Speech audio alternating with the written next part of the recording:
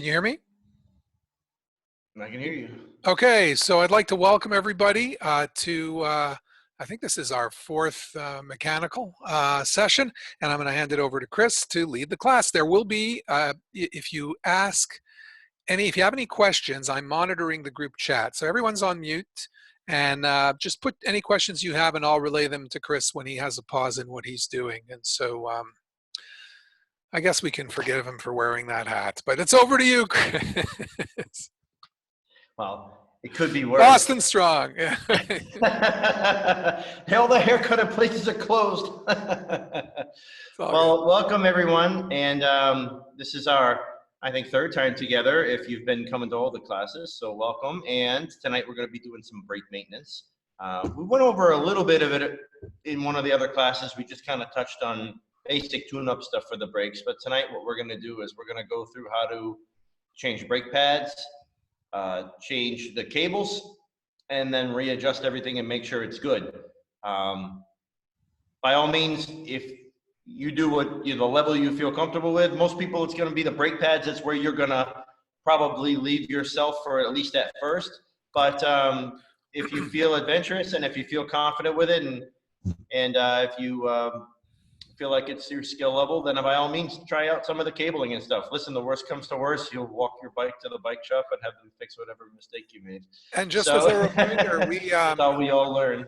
We had someone lend us their bike for use today, and so just if you know anybody who has a bike that needs a major component worked on, we can make it a future topic. So refer them to us. Go ahead. So I see the question from Rich. We'll be addressing disc brakes. Not tonight. Tonight is just the cable brakes. I will do a disc brakes class if there's people who are interested. I don't mind. I have one of each kind, of hydraulic and mechanical, so we can go through that. But tonight we'll be focusing on the mechanical brakes just because that's the bike we happen to have up on the stand already. And we have a limited amount of time. So first things first, let's start off. So what we're going to do is, first thing we're going to do is we're going to take the back wheel out of the bike. All right, so just a little bit of background information where we started with. We have a bike that brake pads are worn out or the cables need to be fixed. Something is initiated this. So if your brakes are working fine, you don't have to touch them. But this bike, let's just say for all intents and purposes that the brake pads are bad and we need to replace the cable because the pull isn't good, maybe it's rusty, something, it's just not working right. So with that being said, that's our underlying symptoms with the patient, so to speak. And here we go. So first thing we're gonna do is we're gonna take the back wheel out of the bike. This is a quick release bike, so we're gonna just open the quick release, open up the brakes. Put on this first, and drop that wheel right out of there. And if we're lucky, it won't get too dirty yet. All right, that can set off to the side. We don't need that for right now. So let me move this camera a little closer so we can see what we're looking at. All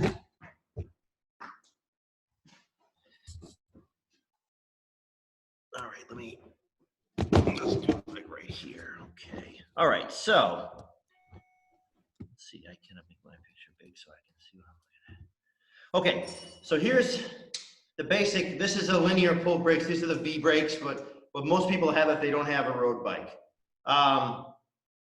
And unfortunately, we're not going to be able to do every single different type of brake tonight, but this is what we're going to work on tonight, these V brakes.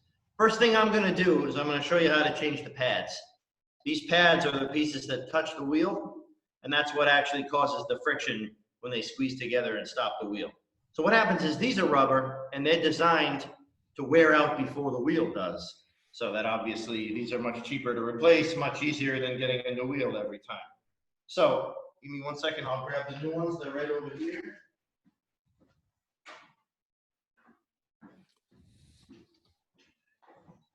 All right. So the first things first is we're going to take off these old ones. And the way to do that is right here, what holds them in. Right here, this is the piece that holds in the brake pad. This is that long black piece, is the pad.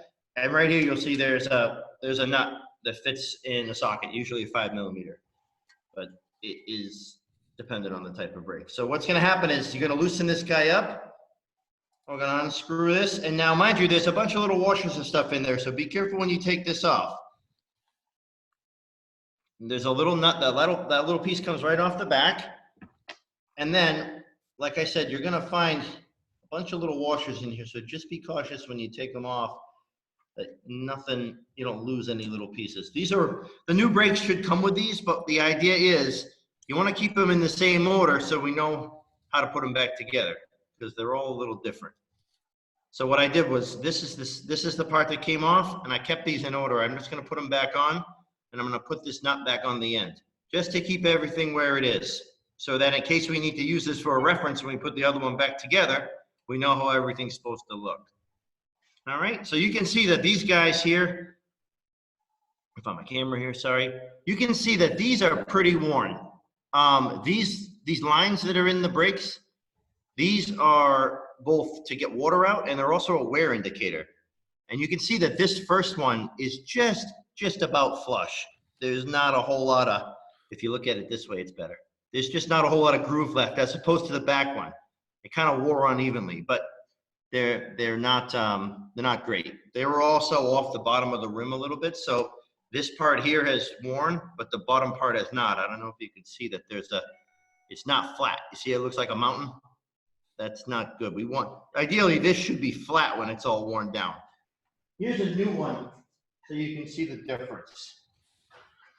This is a new one. See how it's nice and flat on the top? That's what we're looking for.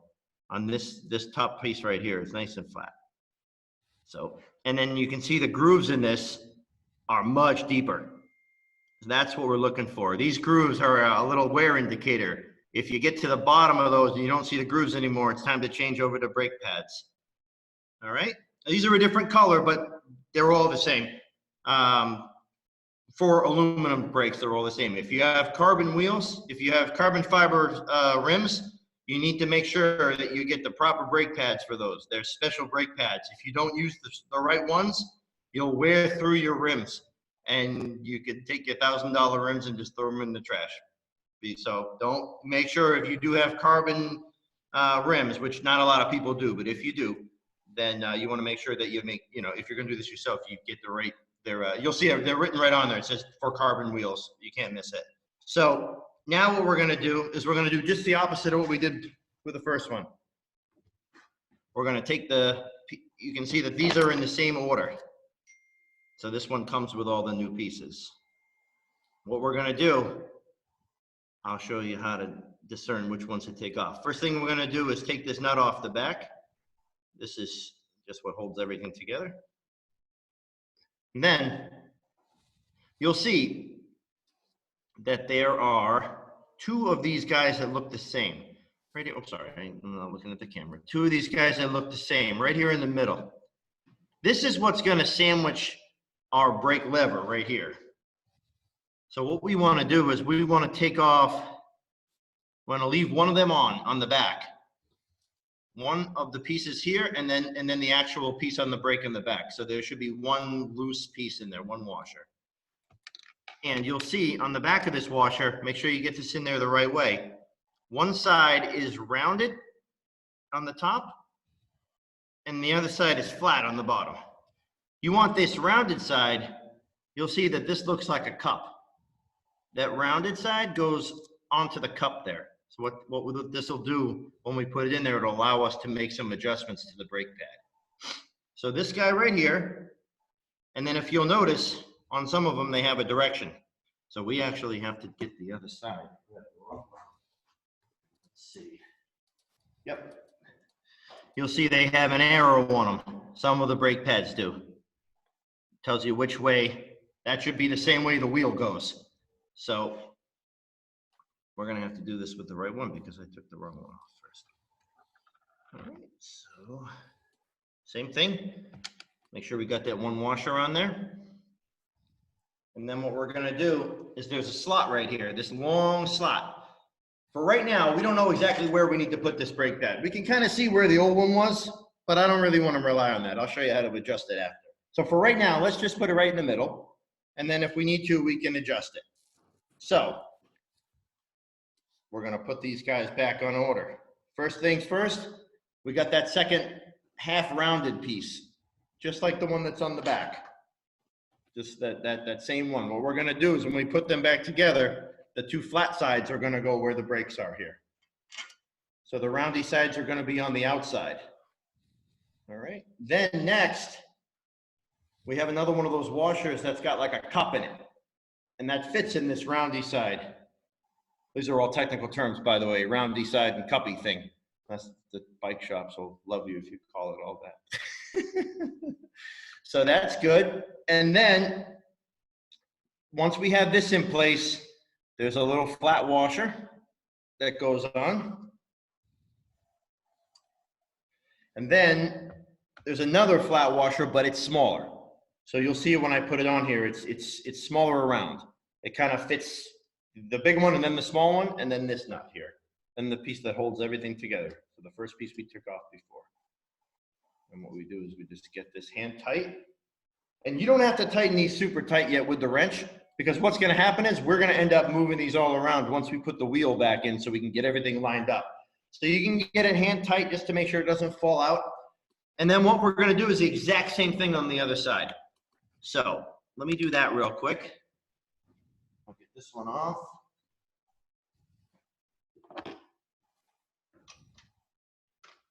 All right.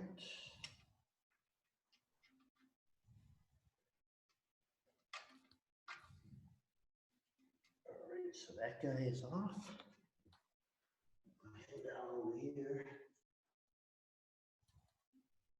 And then we've got our other piece, making sure again that our arrows are lined up the right direction. And again, you'll see there's a little arrow right up there. We want that obviously to go same direction as the wheel goes when it's going normally. So that's gonna go right there. And then we're gonna do the same thing we did on this side. So half round washer goes on with the round side on the outside.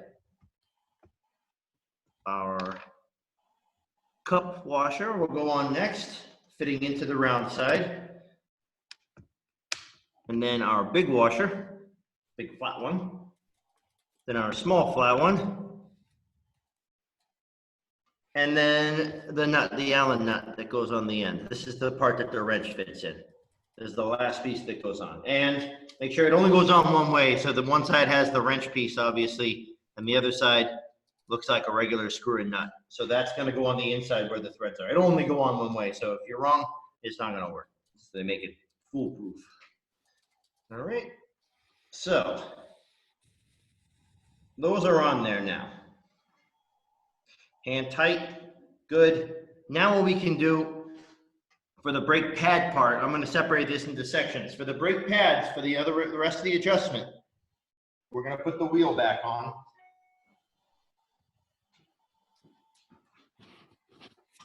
So we'll go ahead and get this guy back in place up here.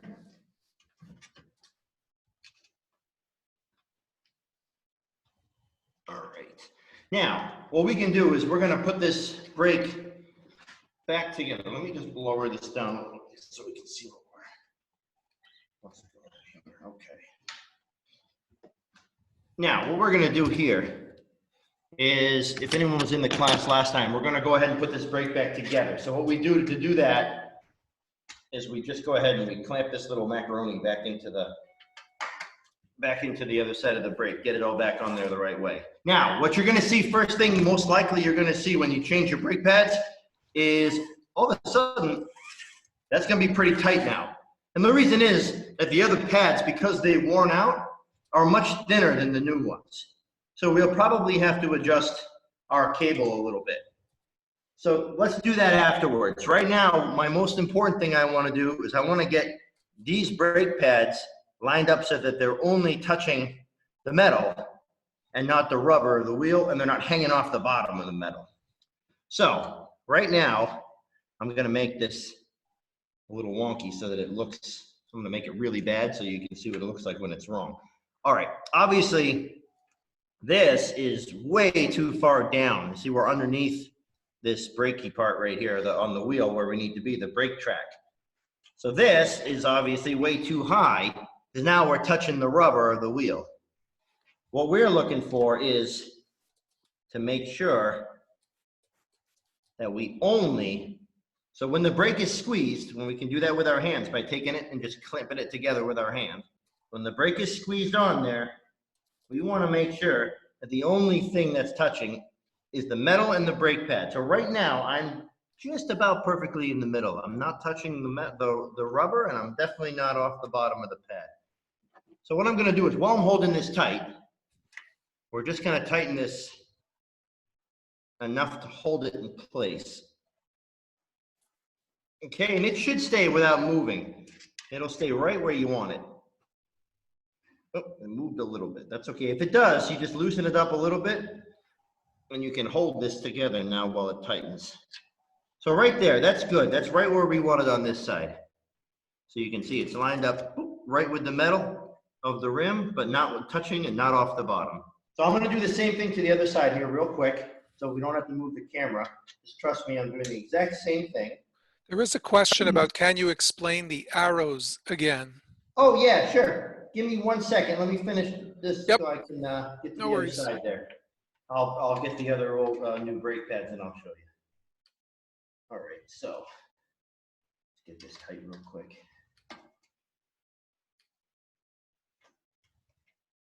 Okay. Okay, so the arrows on here. Yeah, there it is. Okay, so this is the same. You'll see there's an arrow right here. What the arrow is what we want to do is when we put the brake in, we want it to be, let me get the other side. There's your arrow. Higher up, Right, higher up, yep, there you go. All right, now we want this to be on this side in this direction. So that arrow is facing this way, and this is the way the wheel usually spins. So if you imagine, if you follow that arrow, that's gonna be the same way the wheel is going when the bike is rolling. So does that make sense? And the reason for that is because the brake pads, if you look at them, they're shorter on one side and longer on the other, and they also have a little bit of a lip at the end. It kind of drops off a little bit on these guys. And the reason they do that is it stops squeaking. What happens is this part hits first, and it allows the wheel to kind of like pull the whole brake pad in. It doesn't do that squeaky vibrating thing that it sometimes does. So that's the main reason there's direction on them. It's just because they're kind of designed to work much better in one direction than the other. Okay, so that's that. So now we've got these pads right where they should be on the wheel. And you can see since we've adjusted it, my wheel's spinning nice and free again, except on the cable. So now we can go ahead and we'll test it with our brake handle. We're still a little bit loose. So I'm going to adjust the cable. And I'll show you how to do that when I do the front brake, only because I'm going to move the camera up here so it will be easier to see. But we will go over it. All right, so that is good right there. Let's see. A little bit looser, and I think we're in business.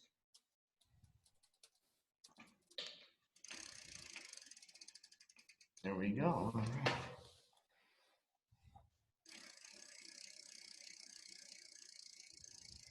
All right, that's it right there. So now that we've got these brake pads in and we've got the cables adjusted just the way we like them. Now this is assuming that we're not changing the brake cables. If we were going to change the brake cables, we wouldn't do this step next. But again, I'm going to show you that stuff on the front wheel. So just bear with me. I'm going to do these things steps one at a time so we don't get ourselves too much to think about at one time. Okay, now, excuse me, I just gotta get one more tool here. All right, now, the last thing we're gonna have to do, and I'm gonna move the camera back over for this one, just to give us a different angle here. Hang on 1 second. I want you all to see this in the right angle. So we're gonna do this. All right, there we go. Okay, so now the last thing we have to adjust on this is where the neutral position of the brakes is. If you see these brakes, they just kind of float. There's a little spring in there that keeps them centered. So what'll happen sometimes if it's not centered, it'll rub on one side or the other. It's rubbing here now. Obviously, I'm doing that with my hands. But what we want to do is we want, when we stop hitting the brake, when we hit the brake, they both move in. What we want to do is we want, when the brake is released, for these to be nice and centered so it doesn't rub on the wheel. Right now, it's rubbing on one side. So they're just not centered. And I think it's this side. So what's happening is this brake pad is just resting against the wheel just a little bit. So to fix that, there are 2 screws right here, one on either side. If we want this side to come out, we need to tighten that little screw just a little bit. And what it does is it adds a little bit of tension to that side. So let's go ahead. We're just going to turn it just a half a turn. That's all. That's all you need. Just a little bit. And then what I do, just to make sure it's set the right direction, I just pump the brakes a couple times to let it set naturally so I don't skew with my hands.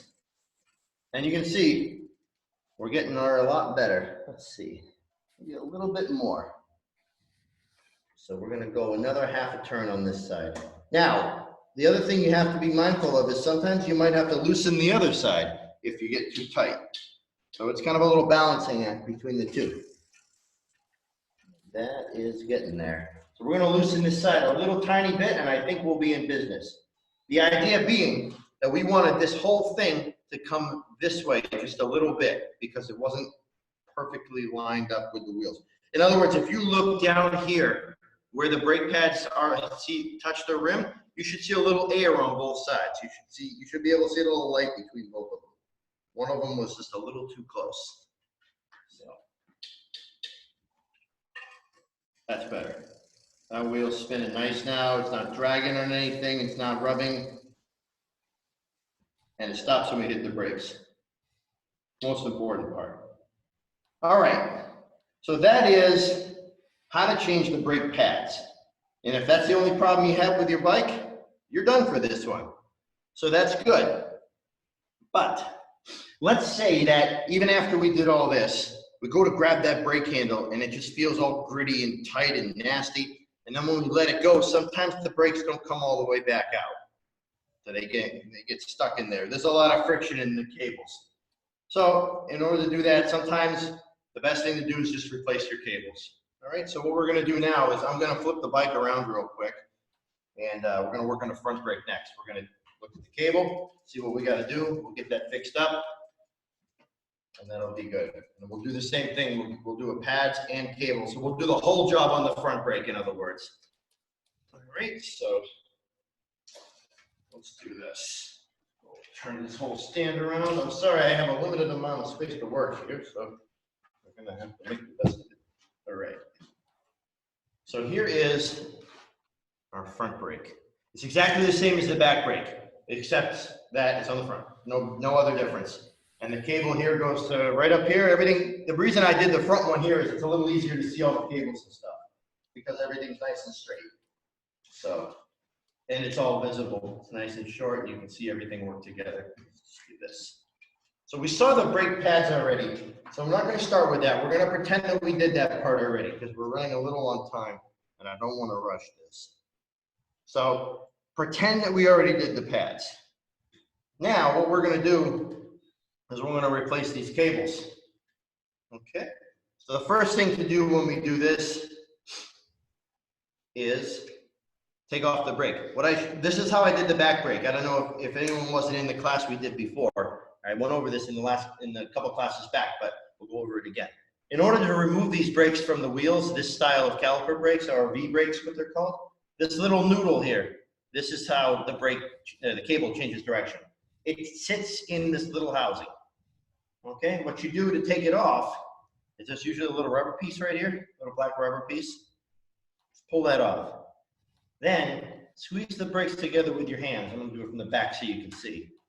This is much easier to do from the front, but I'll do it from the back. What you want to do is you want to squeeze that together, and you want to take this little noodle, and you want to pull it out of this little bridge harness, little piece that holds it in. And that'll allow your brakes to open up. Oh, for what size Allen wrench for the adjustment screws? It's not an Allen wrench usually. It's usually a small Phillips head or a flat head. So a regular screwdriver will do. and it is righty tighty, lefty loosey. So what you want to do is on the side, you want to pull away from the wheel. You want to tighten the screw, add some tension to it. The side, and if you want it to get closer to the wheel, you want to loosen that screw. So the black bumpy bumper thing is not that important. What it does is mostly to keep the dirt and stuff from rising into the cable and getting this part all gritty.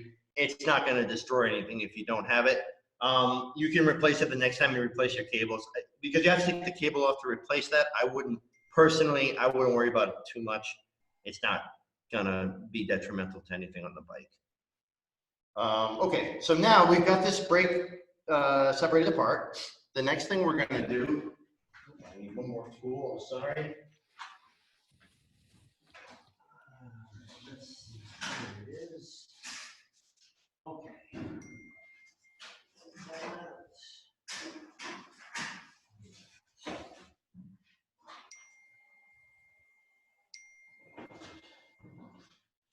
One second, I'm sorry, I forgot to bring my pliers over. Okay, so here we go. We got our pliers, which we're going to need to use this little piece on the end here. This little guy is here to keep the cable from fraying. It's just a little squishy, it's a little piece of metal they squish on there to keep that from the cable, ends of the cable from fraying. What you can do is you can just kind of unbend that sometimes with your pliers, or you can just take the pliers and put it on there and push it right off. You just take it, put it behind it, squeeze it just a little bit, and then you can like take your thumb and holding the cable, push it off the end, and that'll take that little piece right off there usually. Okay. So, and the new cables will come with some new little crimpy pieces. So when you buy a new cable set, they come with them. So you don't have to worry about getting them on your own or anything like that. Okay. So the next thing we're going to do is there's a little screw right here that holds the cable in. We're going to unloosen that, or loosen that. I don't know which way is the proper way. We're going to make it loose. And then, sorry. And this again is usually a 5mm Allen wrench, usually. I mean, there's always one bike that's a little different, but for the most part, you can start there. Lefty loosey. And what's going to happen is that's going to come right out. There's a little notch in there that this slides into. So once we get that out, we can take our little rubber piece off and put that someplace safe. And then being very careful, because these cables, when they get old, they tend to fray a little. So you got to be real careful. These little pieces of metal are super sharp, and they will just go right into your hand, and it's no fun. It's like getting a splinter, but like worse, 10 times soft. So just be careful with that. Don't hurt yourself. All right. The next thing we're going to do is take this noodle and just pull it right off. All right. You can take that, and usually there's a little metal piece that comes with it. So we're going to make sure we take all those pieces together. Sometimes there's a little plastic that's inside the noodle. This one came off. You don't usually, but I'm going to put it back in. It just slides right over. Did you see the questions? I didn't. The boots. Yeah, you do have to remove the end cap to take this off, to take it out. And the reason is a lot of times it'll come out of this without removing the end cap, but it won't come out of this housing. So you do have to remove that. So the other question is how important is that black bumpy bumper thingy next to it? I got that. We addressed that. It's sorry. not Okay. that Sorry. important. I mean, that's okay. It's something you can wait until you do this repair for. You don't have to change it right away. So, all right. So that's good. So now what we have is just the cable and the cable housing, which is this black part. Okay. So the next step is on our brake lever. Let me hang on a second. Let me do this so we can see the brake levers there. We're going to pull this in a little bit. Okay, so this is important. I want to make sure we get a good view on this. All right, so on the brake levers here, these are your standard, just regular flat bar brake handles. There's the adjustment screw here that you can adjust the tension with, this little screw on the back. You'll see that in those screws, one side of it is open. It has a little notch. That's like open to the air. And there's another one right here. Now the trick is you got to get those two notches lined up with this notch right here on the front. 1, 2, 3. And the reason you want to do that is because what you're going to do is you're going to take this cable right out of that notch. And then what's going to happen is it sits in a little groove inside the handle here. So it only fits in one way, and sometimes there it is. You'll see the end of it has this little barrel on it. All right, it looks like a drum. And what that barrel does is it goes inside this little holder. And that's what holds the cable tight to the handle. I know this is a bad angle, I'm sorry. But that's what holds that in there. So when it all goes back together, that's what allows it to grab onto the cable and pull it. But we don't want that. We want to get it out of there. So to do that, we take it off that little notch and we pull it right up out of there. It will not go down through the bottom one, so don't try it. You'll be there all day. It won't happen. Okay, so that's that. Now, what we can do, just give me 1 second. We can get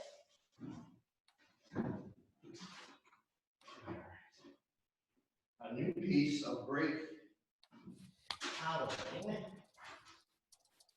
here. So this is the brake housing. This is just the outside part. I just want to show you what it looks like. There's usually a metal cap at one end, usually a metal cap at the other end. They come with the housing. And so what happens is when you cut them, when you cut the housing to size, this is going to come in a big piece. It's not going to be the same size you need for this. So what you're going to have to do is take the old one, which is here, and line it up to the new one and measure it and then cut it. Now, I'm not going to do that for this bike because I don't have the right size housing for her. So we're going to end up putting the same one back on. We're going to cheat. But I'm going to show you how to cut the housing, and I'm going to show you how to prepare it. We're going to do everything just like we're putting the new one on.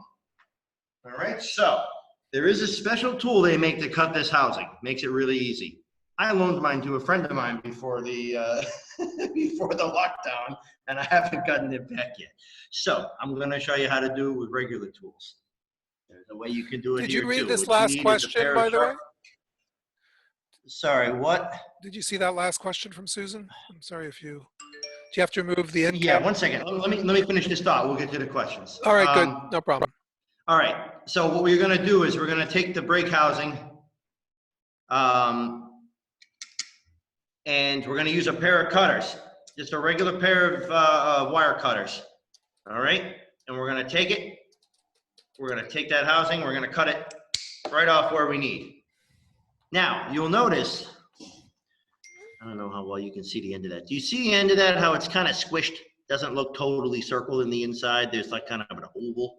Okay, we're gonna fix that, because if we don't fix that, that's gonna cause some friction on our cables. So it's not gonna feel right. So you can use a special pick and do this, or you can use a nail. Get a nail or anything that's circle with a little bit of a point on it. And what you want to do is you want to go in the front. I can't do this without looking, sorry. You want to go in the front with this pick, and you want to spin it around, or the nail, spin it around a little bit, make sure it's all circle again, and you'll see that looks a lot better. So we want it to be nice and circle like that, because what happens is when it's squished, if we try to fit that nice circle cable through there, it's just gonna, it's a nice point to add some friction. And we don't need any friction. That's the idea. We want to make this as smooth as possible. So when you do cut the cable at all, make sure you do this. You get this pick or a nail or whatever little piece that you have that fits the same diameter. Get it in there. Get it nice and circle. And then what's going to happen is these little guys, there's a little metal pieces. They're going to come with the cable when you buy it. Now that we've prepared our end and made it perfectly circle, we're going to take this little metal piece, and we're going to slide it right over the end. We're going to do the same thing to the other side. And we're going to have a brand new housing ready to go. So pretend that we did that, because I don't have one that's her size, but we're going to just use hers again. Now, before you put it on the bike, what you're going to do is the same thing to the cable. You don't have to cut the cable short ahead of time. We're going to cut it once and be done with it. You're gonna thread the cable through the housing, just like this. So it's gonna look like this. It might be a little longer at the loose end. That's okay. The next thing we're gonna do is we're just gonna reverse what we did before with the cable. We're gonna start with our handle end here. We're gonna take the end that looks like a drum or a hammer. We're gonna put it right in that little slot on the top. It only fits in one way. It doesn't matter if you go upsies, downsies. There's no right side up, upside down with it. It's the same diameter on both sides. So then we're gonna get that back into our little slot here.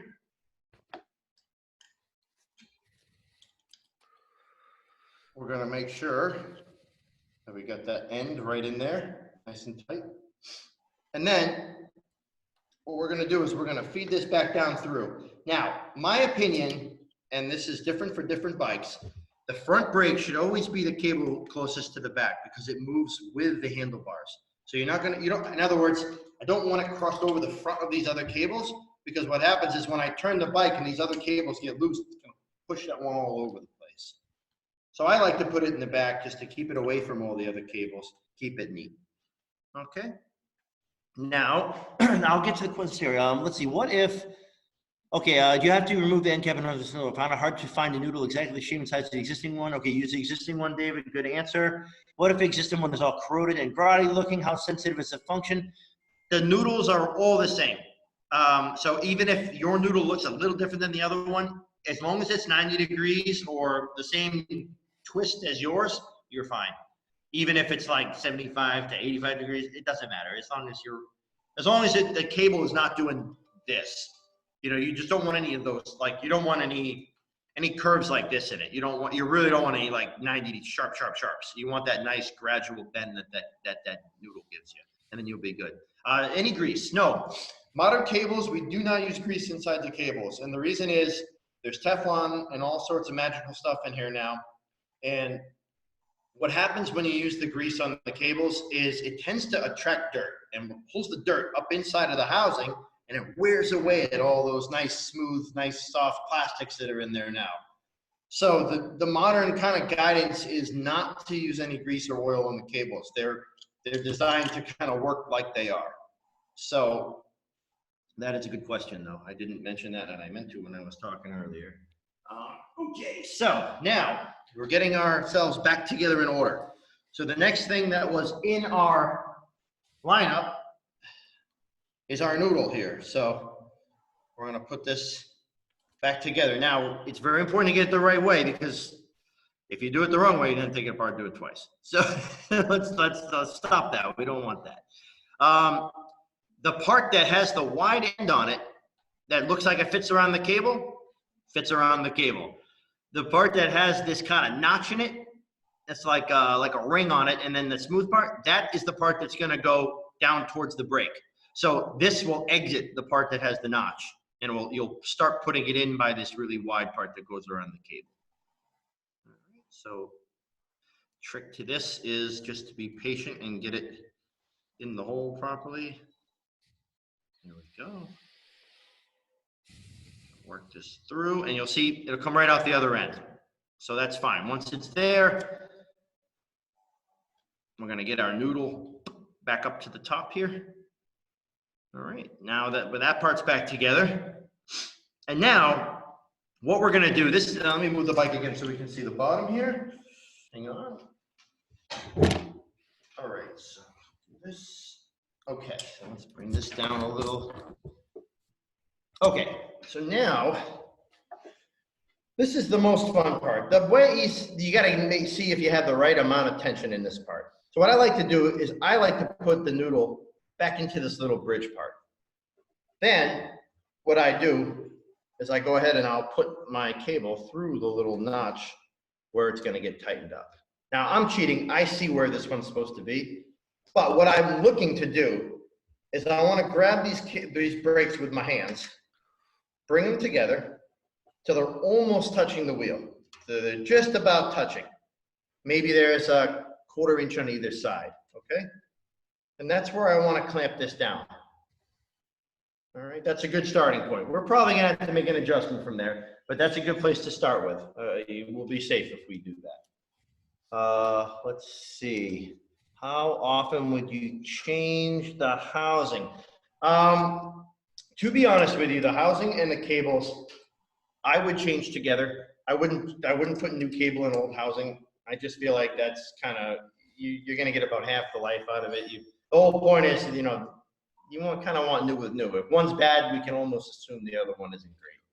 So how often would I change it? Depends on how often you change your cables. And that is entirely dependent on how much you ride your bike. I would say usually your cables are going to probably want to change every 2 years or so at the most. If you ride your bike a lot, if you're riding super gritty conditions, if you're if you're mountain biking a lot or you're going off-roading a lot, you're probably going to be changing them a little sooner than that because you're just beating all that dirt and stuff that dust gets everywhere, no matter what you, oh, we messed up. Anyone know what I did wrong? What did I forget to put on? I'll give a second for an answer and then we'll put it on. Yay! All right, that's what I get for talking while I'm working. That's okay. Now you can see if you make a mistake, it's not a big deal. Everybody makes a mistake. It's easy to fix. So we're going to redo this a little bit. We're going to make sure we got all the pieces on this time. There's a question about, are there choices or decisions one must make in getting cables or housing to replace or install? Okay, so it depends on, so all right, you're going to see all different kinds of cable out there. Okay, there's going to be stuff just like anything else. It's going to be stuff that sells you 1,000 promises. There's going to be stuff that's like the cheapest one on the shelf. All right, so first things first, for a regular bike like we're doing here, standard housing, standard cables are fine. You don't need anything special. You don't need any of these like super slick, you know, whatever magical words, you know, all this stuff. Everyone has Teflon in them now. You're not losing anything there. The big thing you're going to get with better cables, it's not so much the brakes, it's the shifting. Higher end cables will definitely give you better shifting. So like a higher end, like a Shimano Ultegra level cables, the cables themselves are coated in Teflon. They look kind of grayish. They come with all sorts of attachments to keep the dust and dirt out. They're really nice. I'm not gonna lie, you definitely feel a difference especially in the index shifting. They just stay tuned a lot better, I feel, and they stay crisp a lot longer. You don't start getting that kind of sloppy feeling until a lot later. For brakes are pretty rugged and tough. They have a lot of heavy springs in them to kind of pull them back apart. I wouldn't go crazy spending a ton of money on brake cables. The only thing that I would say, the only caveat to that I would say is that unless you have mechanical disc brakes, if you have mechanical disc brakes, you will see huge improvement in performance if you use what they call compressionless housing. It's way more expensive. It's probably, if you can get a regular set of cables for $10, the compressionless is going to be about $35. But there's a marked difference in the braking performance on mechanical disc brakes. You won't see it on this. These brakes are pretty powerful, and you're not going to really see too much of a difference. I would save my money and buy that awesome trinket for the handlebars rather than spending an extra on the cables. That's just me. Unless, of course, like I said, the only difference is the mechanical disc brakes or the shifting. But for regular brakes, I wouldn't get the cheapest ones, but don't buy anything too expensive. Just get nice middle row cables. You'll be perfectly fine. You won't see any difference in them. Okay, so now what we're going to do, we're going to go ahead and put the end cap back on. And so the end caps, when they come, they're just a little cap that fits over the end. They're made of soft aluminum. They just fit right over the end like that. And then what you do is you just grab a pair of pliers, anything that you have at the house, and you can just squeeze them. And it'll put a divot in there, and it'll hold it on the end of the cable. And that just keeps the ends from fraying and catching your fingers every time you lift your bike up into the bike rack. And then a little trick, if you want to look really pro, there's a little piece on the back here that holds the spring in. This spring right here, that's what gives us the tension of the brakes. You can take your brake cable and you can go ahead and just put it right into that little notch. and that keeps it nice and neat and out of the way, and it doesn't stick it out. Looks cool. So we have a few more questions here. What's the Yeah, name? let's see. Compressionless housing. Are these multiple places to adjust? Compressionless housing, yeah. Yes, there are multiple places. So on these brakes, there's one place to adjust them, and I'll show you that. That's up here on the handlebars. On road brakes for your, if you have drop bars on your bikes, usually the adjustments are going to be on the brakes themselves. They'll be right where the cable goes in. There's a little piece to adjust. So depending on what kind of brakes you have, you're going to look. Whoop, hang on a second. I didn't move enough. There's automatic lights in here. Okay, so back to business here. Yeah, so you'll see there's a little thumb screw either going to be down here if you have road style brakes, or it's going to be up on the handlebar or the brake levers if you have regular flat bars. When I'll show you that now, we'll adjust this front brake because I don't think it's right. So you can see that that's rubbing, just like the other one was. So no big deal. We're going to fix that. So to do that, here is our front brake lever. Okay, it's right here. So what we're going to do, and let me see if I can put this down a little bit. Better angle on this, hang on. Okay, let's see. There we go. Do that. Coming nice and close here. All right. So, let's see if I can do this so I don't have the light in the way. Okay, so now it's kind of hard to see because the bell's behind it, but there's a little screw right here in the end where the cable comes out. It comes through this little piece that looks like it has notches that you can turn because, ironically, it has notches you can turn. So right now, this brake is not all the way in. So what's happening is this is rubbing on the wheel. So if we want to loosen, if we want to make this bigger at the bottom, if you want to expand the brakes out away from the wheel, what we do is we take this piece on the outside. First of all, this little washer on the inside, that's to keep it from moving. So if you try to turn this first, it's not going to go. Take the one that's on the inside, closest to the brake lever, and you want to loosen that up. Then, if we want to make the brakes looser, which we do because right now they're rubbing, we want to turn the whole thing in. So we want to go turn it as if you were to tighten it. So if you're looking at the screw, it's righty-tighty, right? So we want to look at it from this side. We're going to turn it to the right. All right, so now that's not rubbing anymore. I know you can't see the wheel, but trust me, it's not rubbing anymore. Okay, so that is good. And then if we wanted to make it tighter, we just loosen it. So the further out this is from the brake handle, the tighter your brakes are going to be. So there's your adjustment there. Oh, I saw another. Cables and housings get sold prepackaged as a set. Yes, there is. And yes, there's a huge advantage to buying them online as opposed to the local bike shop. You will save probably at least a third of the cost. So when you're buying online, Jaguar is a really good brand. Shimano is a good brand, both reasonable. SRAM is a good brand, reasonable. If you're looking for name brands or something you recognize so you don't end up getting that kind of strange Chinese one that fell off the back of the boat. I would recommend one of those three companies. You can't go wrong. The other thing that I did forget to mention to you, and I want to show you the difference in this. This is real important depending on what kind of bike you have. Okay. There's two different kinds of brake cables. If you have a bike with this kind of brakes, the regular flat bar with regular levers on them, you are going to need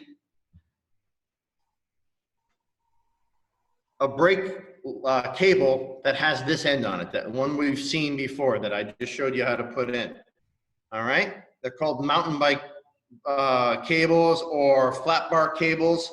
Okay, if you have a drop bar bike, if you have like a racing style bike that has the curly Q bars with the brake levers on the hoods and the shifters and everything built in, this is what the end is going to look like. It's round and it kind of looks like a mushroom. All right, this is what you need if you have a road bike, like a drop bar bike. Okay, so it's real important. That's the only thing that's the only difference that I forgot to mention before in brake pads and brake cables.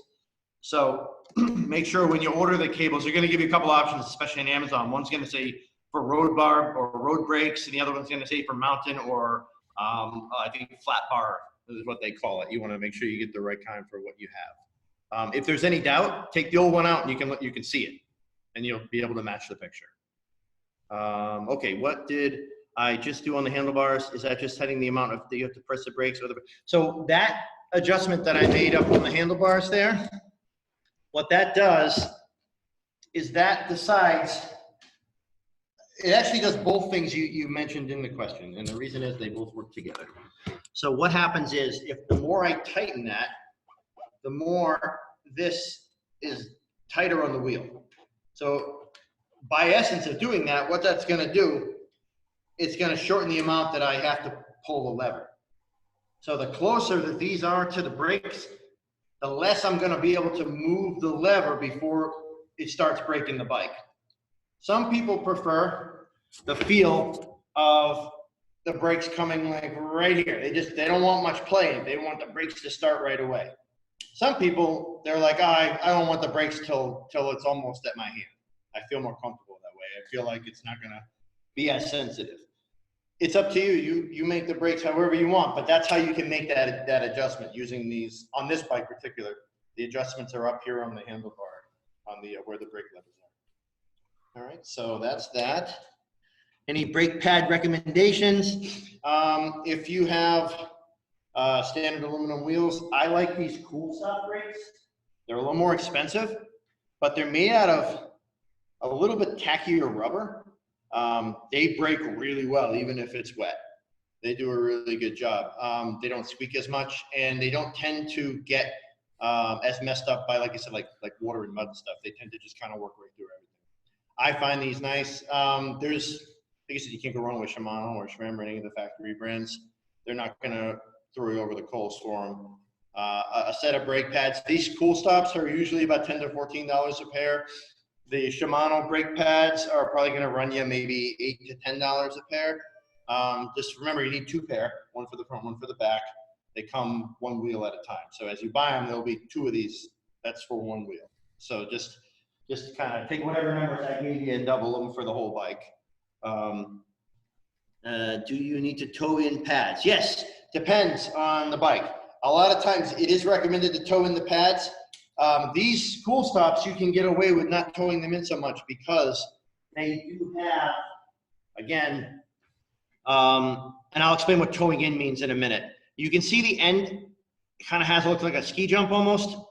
That is kind of built-in tow. So you don't really need to worry about it so much with these guys. But if you don't have these, what you can do is that's what all these little washers are for. These allow the brake pad to kind of be able to adjust in the brake housing. So towing in the brakes means when we put this against the wheel, pretend my finger is the rim. What we want to do ideally is we want the back of the brake pad to touch a little bit sooner than the front does. So when it's in there, we kind of want it to look a little bit off. We want the back to, as it comes close, we want the back to hit first and then the rest of the brake pad. The reason we do that is you don't get that shimmy and that shaking in your brakes that you get sometimes, and you also don't get that awful squealing sound. So that's a way to keep away both of those problems, and it just allows basically some contact before it grabs tight. It allows it to kind of grab a little more gradually, and you don't get that jerkiness that when you stop fast sometimes. Okay, so that's that. So that is our front brake. We did that. We've got that in. We did the back brake in. Okay, let's see. The last thing, I want to make sure we got everything covered. Obviously, we would do our adjustments on the front with the 2 screws so we could get this thing level. But this one happens to be, because we didn't change the brake pads, it's perfectly fine right now. The wheel's spinning nice. So we don't have to worry about that. All right, so next time, I know we're almost to the end of time here. Next time, let's do this.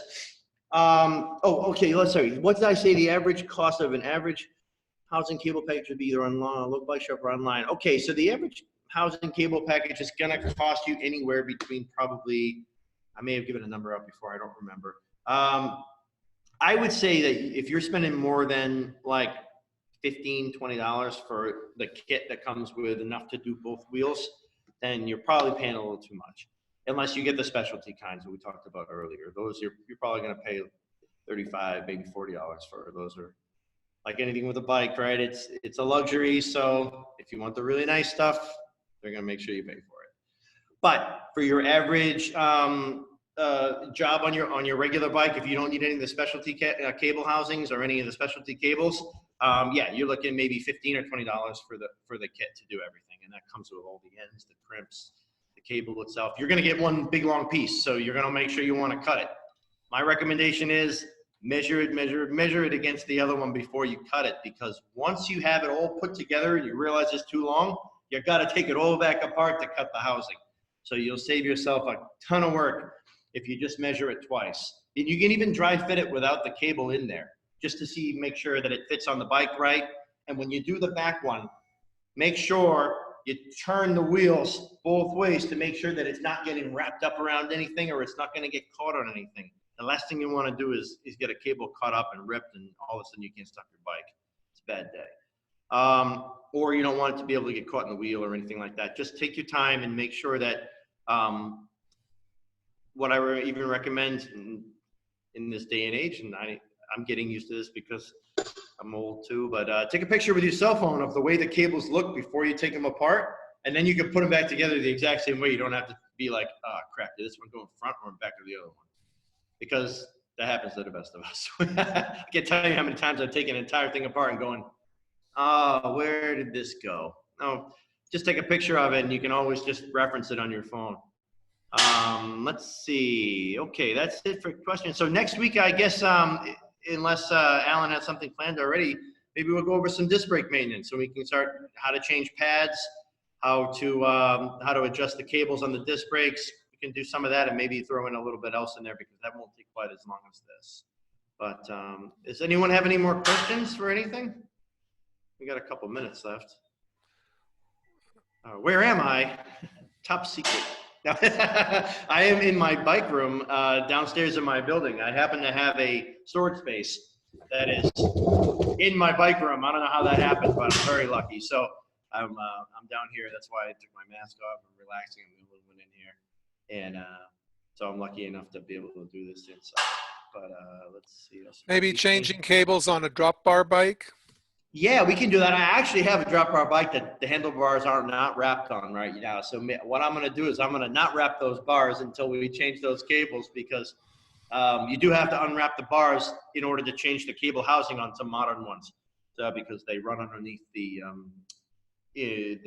wrap, the grip. So we can definitely do that. Yeah, we'll throw that in there as well. I have the bike sitting right here. So by the time we're done, we'll all be ready to go. We just have to make sure that COVID, cooperates with us, because I'm ready to go outside. Well, thank you very much, Chris. Everyone is thanking you, and thanks all for attending. We will be here back next week. What's the secret to changing cables routed within the tubes? Okay, that's like a whole class on itself. I am not super good at that. So what you want to do though is, just real quick before we get offline, you want to take the old housing, and you want to take yourself a piece of string or a piece of fishing line, wrap it around, tie it, tape it, whatever you have to do to the end of that cable housing, and use that, pull it through using that fishing line. You're going to guide in there, and you're going to use that fishing line or piece of string. You're going to use that at the other end. You're going to attach it to the new cable, and you're going to pull it back through. So that way you don't have to try to sit there and get it to go through the right holes again. So that's the best way that I know of to do the internal cable housing. It's not easy. At that point, if it's something that you're not familiar with doing, I would tell you, in my best recommendation, to take it to the shop to do internal cable housing, especially on newer carbon bikes. They're just, there you go. It's the housing inside the tube. Sometimes some of the new carbon bikes have built-in housing inside. So it's not as straightforward as a simple answer, which is why I'm a little hesitant to give any answers on it. Just I would say if you have that and you're not familiar and you're not comfortable with doing it, take it right to the shop. They'll do it for you in an afternoon and they'll be done with it. They do it all day long.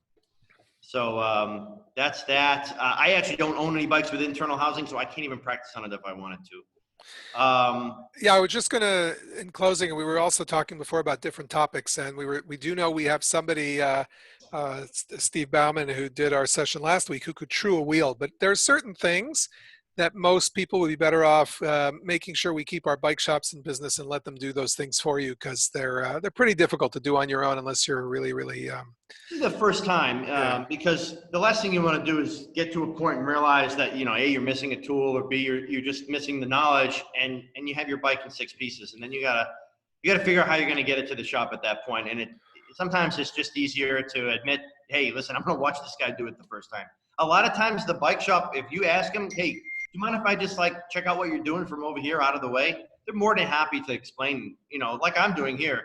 You know, most of them love what they do. They're going to be more than happy to talk your ear off about what they're doing. So, you know, if you go, especially if you go in at a time when it's not so crowded, if you go in on a weeknight or something like that, when you have a little time to yourself, those guys are probably more than happy to have any human interaction that they can have, because all they do is work on bikes and tools all day. They don't get a lot of talking time, especially if it's busy. So yeah, you know, if anything you want to know, feel free, ask your guy questions. You know, the worst they're going to say is no. I found a new mechanic if he tells me no. So that's it. So yeah, Park Tool makes great stuff, great bicycle tools. I highly recommend all their stuff. Let's see. A lot of the Park Tool stuff is expensive. So listen, if you get to the point, like, there's certain things that I won't even buy the tools for, because I'm going to do it once in my time of owning a bike, and it's not worth buying the tools for. Like a headset bearing press. It's like $120 tool. Okay, I can go to the bike shop and they'll put my new headset in my bike for like $50. It's not worth me buying that tool because it's not something that I'm going to do all the time. Now, pedal wrench, $15. Best tool I ever bought. So, so because you can do it at home. You don't have to worry about trying to get the little wrench in there and dealing with it. You get the one wrench that's made for it. It'll outlast you, and it's well worth it. But yeah, just be real careful. Think about, especially with the expensive tools, think about how much you're actually going to use it and how much the guy at the shop's going to cost you to do it for you. So yeah, exactly. 2 large washes, there you go. But yeah, so that's why I don't have like a lot of super specialty tools, because if it's a job that I'm not going to do a lot, it's not worth it for me to outlay that money. I'd rather spend that on some cool stuff to accessorize the bike, or, you know, a new set of paddles or something like that I'm going to see a lot more use out of. All right. If everyone is good, I don't want to hold up anyone, and we're well past time. So. All right, everyone. We'll see you next week. Thanks a lot. Good night. Thank you, Chris. Thanks for coming. Bye.